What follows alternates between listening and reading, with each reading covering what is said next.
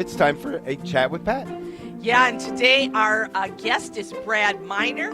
He's a husband, father, senior editor of The Catholic Thing, senior fellow at the Faith and Reason Institute. He's a writer. His most recent book, Sons of St. Patrick. And I read this article in The Catholic Thing, which is one of my favorite sites. And it's called Are Americans Immoral? It's an excellent article. Welcome, Brad. How are you doing today? Doing very well, Pat, and I hope you're well. Yes, I am. And thank you so much for this article, this Pew Research Center report on what do Americans consider immoral. It really explained a lot to me. But were there any surprises to you? Well, I think the main surprise is how far fallen in terms of Catholic doctrine the Catholics surveyed in the report are. Not so much on adultery. That was something that 90% of all the people that Pew surveyed feel is morally wrong. And that's good. But that's the only good news in the entire report as far as I can tell. Yeah. And when it comes to artificial contraception, this is where it gets very bad, because Roman Catholics consider artificial contraception to be morally wrong by only 13%. Yeah. Now that's the highest number, but because hardly anyone else thinks contraception is morally wrong. Right. And I'm wondering. I say in the column, has the Catholic Church lost this battle?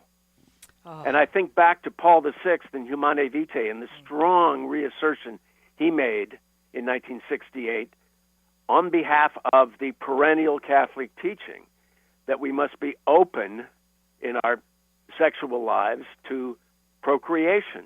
And obviously, people no longer think that that's important. They no longer think that they have a responsibility to nurture life.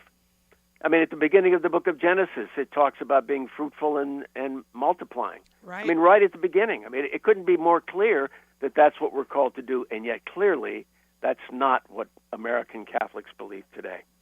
You know, and I was just amazed at these numbers overall. I think that, that even only 52% think pornography is wrong.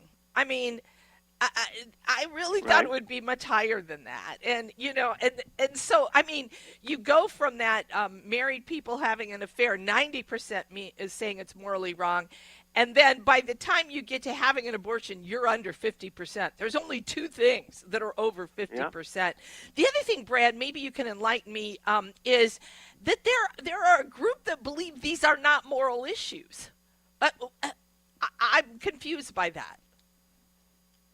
Well, I think if you're committed to the idea that the individual is autonomous, makes decisions for himself, in a way, you've moved away from any standard of morality at all. You are the one who determines it. I mean, it's a frightening characteristic of contemporary American life that it seems to me we are getting more and more along that road to the notion that there is no reference outside oneself for making decisions. Yeah. And even the patient ending their life with the help of a doctor, only 35% think that's morally wrong. I mean, now I'm understanding why these states are starting to fall in this physician-assisted suicide and euthanasia movement.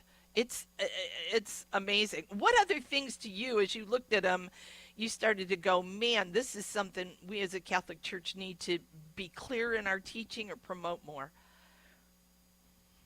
Well, the other thing that stood out for me is, as we all know, and I'm sure you've had occasion to talk about it on the program, is the number of new Catholics who came into the church at this past Easter. Yeah. There seems to be an upsurge of interest in the church. My question is, are these new people being well catechized? And I'm very concerned about that, because I know I'm a convert. I came into the church when I was just 25 years old. So I've been Catholic longer than I was ever Methodist, which is what I was when I was a kid. Okay. But I was poorly catechized at the start, and I had to come to a full stop at one point in my life when I was about 40 years old, when I realized that I didn't know enough about the faith because I had not been taught the faith.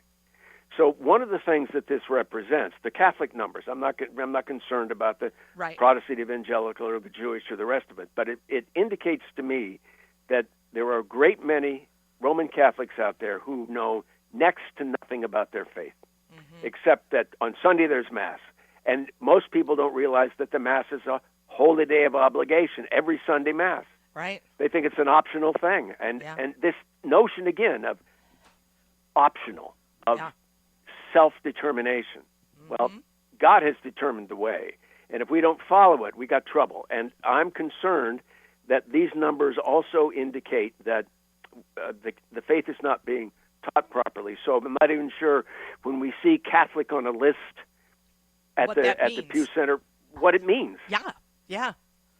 That's very true. I agree with you. Our bishop just said the other day in an interview that, well, if somebody doesn't believe that the Eucharist is the body and blood of Christ, I would say they're not really Catholic. I mean, you can't use that terminology, I think that's true.